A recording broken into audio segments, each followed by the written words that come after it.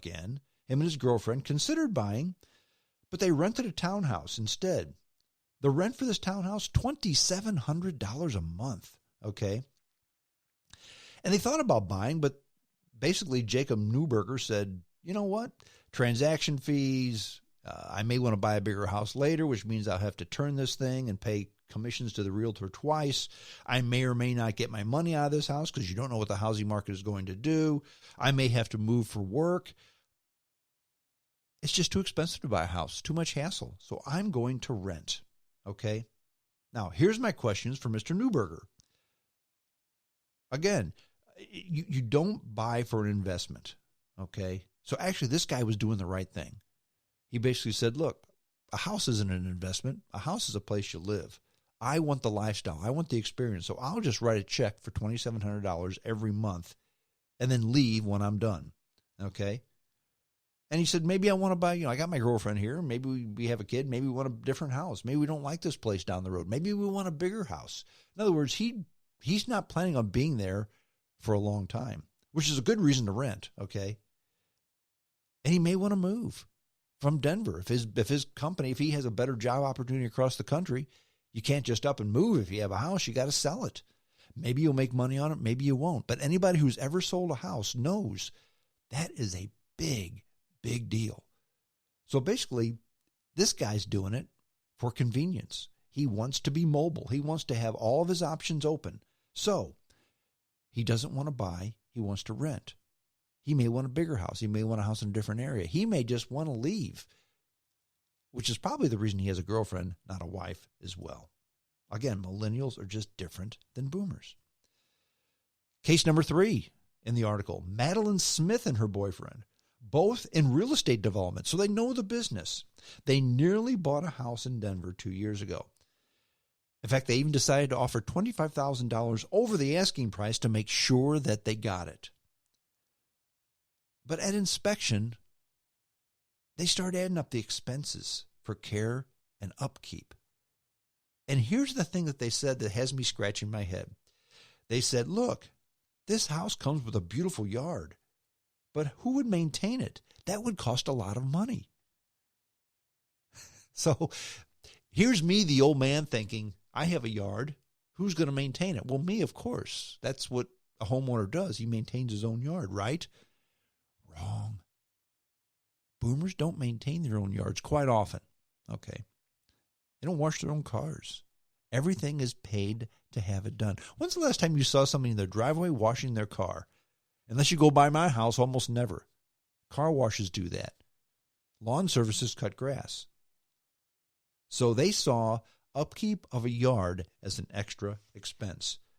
So they said, you know what? We don't have enough money for a down payment anyway, so that costs too much money. So the heck with it. We're not going to do this. So they did have some money for a down payment. So what did they do? They traveled abroad for a few months instead. And they came back and they rented a luxury apartment in downtown Denver. Now, here's my question. Okay, they were concerned about the money. But then they traveled abroad for 3 months, a few months, it says. I assume that's 3. Who in their 20s and 30s can afford to travel abroad for a few months? Not a few weeks, not a few days, months. And travel abroad is, where is that? Europe, Asia, Australia, some of the above, all of the above? I don't know. But these people obviously have enough money. I mean, if you can quit your job for 3 months and travel abroad, you've got enough money. But and then they came back and they rented a luxury downtown apartment. Okay? Again, boyfriend, not girl, not a wife or a husband. How much money will it cost to cut the grass? They never considered cutting the grass themselves. So you travel abroad for 3 months and come back and rent a luxury downtown apartment. Not a flat where you can save some money, a luxury downtown apartment. Again, this is a lifestyle that many people, boomers and others, are that's what they want. It's not a good thing. It's not a bad thing. It's just how the generations have changed. It's a corporation called American Homes for Rent. It's out of Orange County, California. This corporation builds luxury homes for rent. They will spend almost $1 billion in the next 12 months building new homes for rent, mostly with high earners in mind. Because if you think about it, what's the stereotypical renter? Okay, they don't care. They trash the property. You want to have them in for a long time, but after the renter comes in and leaves, you got to fix the holes in the wall. You got to put in a new carpet. You got to paint. You got to fix the appliances. You got to do all kinds of stuff because renters don't care. They just trash property. Not so much with high earners. They're more responsible. They rent because they want the experience. They want the lifestyle now. They're not going to pay $2,700 for a property and then punch holes in the wall and let the dog shit on the carpet. They're not going to do that because they take pride in where they are. They don't mind paying $2,700 a month for rent because they want people to have people over and they want to have a nice experience for a home. So they take good care of the property. In fact, lots in Denver where they're building these houses, this company, American Homes for Rent, gets an average of almost $2,200 a month for average rent. That's the highest in their portfolio by $300. They also have properties in Seattle, Salt Lake City, and San Antonio. All in the West, all hot places to move to, especially for young and upcoming people. Translation, Millennials. Another company called Prudent in San Antonio. Their average renters earn over $100,000 a year. The average one. Yeah, sure, some less, but many more. So again, these renters aren't people who rent because that's all they can afford. Now, some of them say I can't save a down payment, but for the majority of them, they rent because that's what they want to do. They don't want the hassle. Now, if you earn $100,000 a year and don't have $5,000 to $10,000 to put down on a house, friend, you're not doing your due diligence. You're just not. You're not paying attention. You're not saving your money. You're just spending too much. Now, I'm going to give a synopsis on this whole thing. Professor Strong's opinion on what the hell is going on here with these millennials who don't want to buy a house, okay? I've said this many times. We live in interesting times. Millennials are not like boomers, and that's a fact, okay? Rent versus sell, that's an option. That's a lifestyle. And for many boomers, they don't want to buy the house because it doesn't fit into their lifestyle. Now, here's my opinion on boomers that make these decisions. I don't want to buy a house. I don't want to get married. I want to have all these options open, okay? Now, if you do it, and you're a high earner, let's say, okay, because some folks, boomers, millennials, whoever, some people just don't earn enough money to buy a house. I get that. I'm not talking about those folks. I'm talking about those who make over $100,000 a year as a couple and can afford to buy a house, but elect not to. Now, if you elect not to because you think, you know what, it's a lot of hassle, it's a pain in the neck, I don't want to have to pay to have the yard done, I certainly don't want to cut the yard myself, I want the experience, I want the lifestyle. I may want to move, I may want to go to a different city, I may want to get a different boyfriend or girlfriend. I want all options on the table. To those people, I say, okay, I may disagree with that, but I understand where you're coming from. And actually, in the world of practical thinking, you're doing the right thing.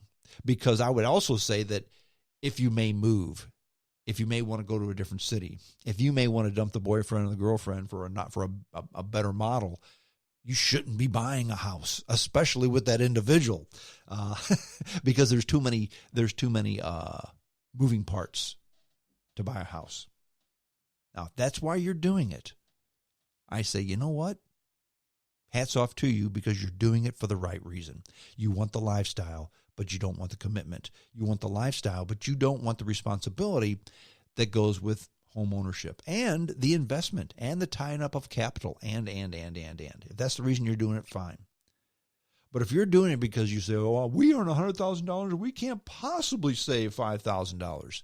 Friend, that's an excuse. It's easy to save $500,000. I'm sorry, $5,000. I misspoke. It's easy to save $5,000 if you earn $100,000 a year. Maybe you don't rent for $2,700 a month. Maybe you rent for $700 a month for 3 months. Then you got $6,000.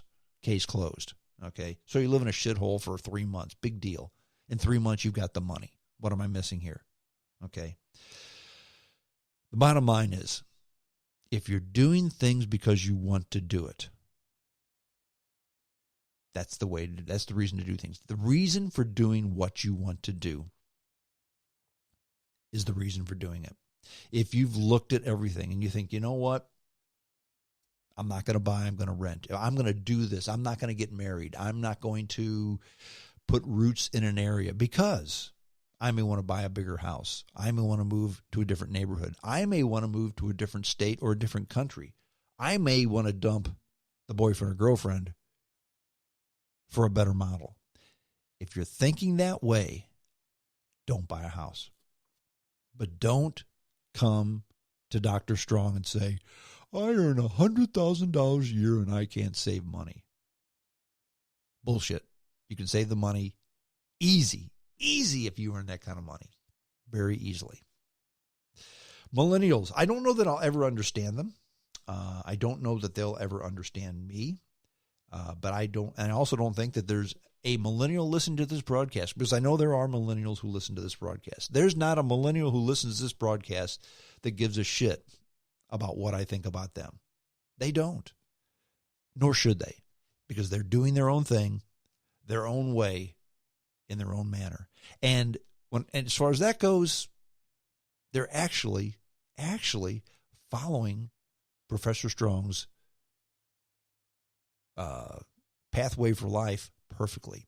You should always do what you want to do, not what somebody else wants you to do. Follow your own dream, set your goals, and live accordingly. Millennials, again, I'll never understand them, but that's okay, because they're doing things for them, not for me. Nor should they. I mean, why would a millennial ever do anything for me? They're doing it for themselves. And if you're doing it for yourself, you have my respect. If you're wringing your hands saying, it's the economy and I can't save my money, you need to put a pencil to paper and figure it out. Well, that's it. I'm done. That's the essay. That's the podcast. Hope you enjoyed it. If you enjoy the podcast a whole lot, tell your friends. Send your friends a link, would you? Think of one friend. Send him a link. Say, hey, listen to this knothead. He's not half bad. That's my goal, to continue to try to build on the podcast to get listenership and make it a good thing. I appreciate it. I appreciate all your emails. I appreciate your support. I appreciate everything you do, and I hope you're enjoying the podcast. Drop me a line, jamesstrongshow@hotmail.com. And again, I'm on many, many, many formats. The formats I'm on are just daunting. In fact, there's some formats I'm on that people pick it off the web, put it on their own format, and I'm fine with that too. But iTunes, iHeartRadio, Player FM, Facebook, Twitter, TuneIn, Radio Online, the podcast app, YouTube, Spotify, Google Podcast, Castbox, SoundCloud, and of course, Spreaker.com. If you ever think of a podcast, hey, I remember when Strong talked about this podcast 6 months ago. I forget about it. Go to Spreaker.com, look for it. It's there. It's there. I think I got close to 100 podcasts on Spreaker.com right now. You can listen to them anytime you want to. Go to Spreaker.com, download the podcast you want to listen to it, and you can listen to it just like this one at your leisure if you've downloaded it. Well, that's it. I'm done. Hope you enjoyed the podcast. Have a good weekend. Have a good week, folks. And until next time, this is James Strong saying adios.